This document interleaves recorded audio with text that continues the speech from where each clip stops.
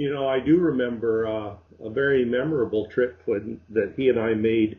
We were going, I think we were on our way from Saskatoon to Weyburn, and it was when we bought our motorcycles, our '76 Honda 400F Super Sports, and we were. I think it was the first time we made a long distance trip because we'd gotten together. He was living in Saskatoon, I was living in Prince Albert, and I went to Saskatoon and we picked up the bikes and we rode around Saskatoon together. And then I went home. But at some point, I'd gone to Saskatoon and we were riding together to Weyburn, and so it was the first highway trip together. So we were experimenting with this riding side by side or riding following one another and that kind of thing. And we got just on the Regina side of Davidson, not Davidson, where the road gets pinched down by the valley and the railway track. What's that town? Uh, Where you turn sorry. off to Moose Jaw.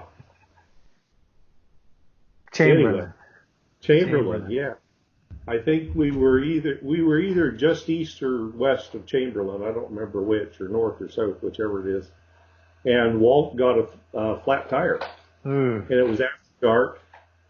He got a flat on the back, and we're on the side of the road there, and we saw a farm light that was only a quarter mile or so off the highway, and so we actually very slowly rode up there, and or maybe I took him and we rode up there and we knocked on the door, and the farmer gave us permission to use his shed, his shop, to change the tires. So we had to get in there and get the back tire off and get the tube out, and I don't know if he had patch, he might have used his patches as well, but patch the tube and put it back in and pump it back up, and it was one of our first real adventures on a motorcycle together, other than just riding around town type thing.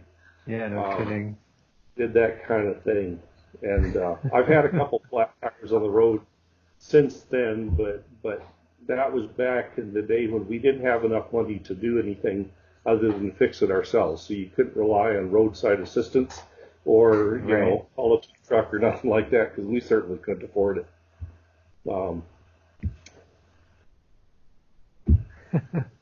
That's cool. How many times did you dump your bike? I've never dumped a bike at Oh, wow. speed. I've dumped. I mean, I've dropped them. I've dropped them at stops. Exactly.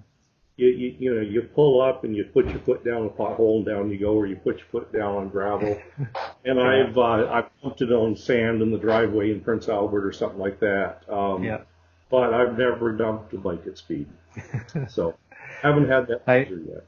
that dropping it there. The one time I just got the new Kawasaki, and I had my rain suit on, and the straps underneath my foot caught on the foot peg. Oh, You can't well, stop at that point. I will correct myself. The first year I had the Super Sport in Prince Albert, I was coming out on Second Avenue and making a left turn, and I hit the dreaded pile of trash in the middle of the intersection and Yeah. went right down. I mean, but I wasn't, I was going, how fast can you go accelerating out through an intersection, turning left? But I had my feet on the pegs and my hands on the bars. I was still in perfect riding position when the side of the road. It was that fast. Oh my. And then the only injury was to my pride in my back, as I tried to jerk my back up and get back on because I was embarrassed. Excellent.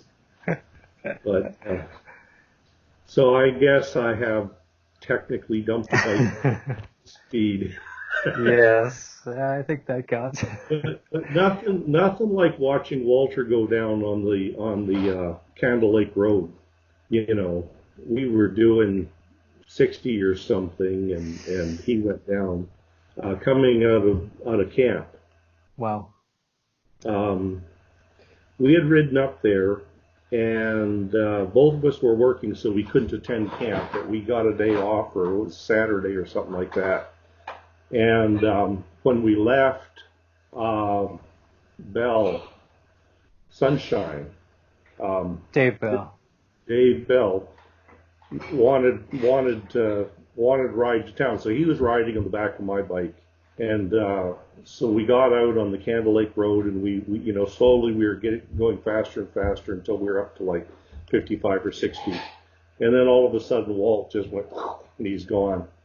Yeah. And I looked in the mirror, and all I could see is a cloud of dust and Walter and the bike sliding.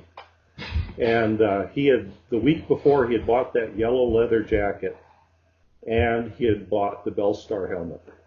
And he got out of that. He had a spot on his elbow where the sleeve of his jacket pulled up, and he skinned his wrist, I should say, not elbow. And that was the only place, if I recall, he was bleeding. Was that gravel or pavement? It was gravel. Yeah. And he just hit a series of bumps and went lock to lock, and down he went. And I kind of feel sorry for Dave Bell even to this day, because I managed to get to a stop without going down, and I made him get off, and I turned around and went roaring back up to where Walter was, and he was just getting up, and we checked him over, and he wasn't hurt, and we picked up the bike, and it was rideable. And by that time, Dave had walked back to us, and if I recall, we left David with the bike on the side of the road while Walter and I went back to camp and got somebody with pickup truck to come. Yeah. We loaded up the bike, and I still feel bad because Dave was just a passenger, but he got left with the wreck on the side of the road. And then we ended up spending the night, and they went into Candle Lake the next day to report it to the RCMP, who were very suspicious why we had waited. But it was right just at dusk when he went down, and so we waited till the next day, and I think they thought that we were sleeping off the blood alcohol content before we reported it. But they couldn't prove anything, so the Bible camp story. Oh yeah, you were the Bible. was their attitude. So yeah, good. Anyway. Hey Gary.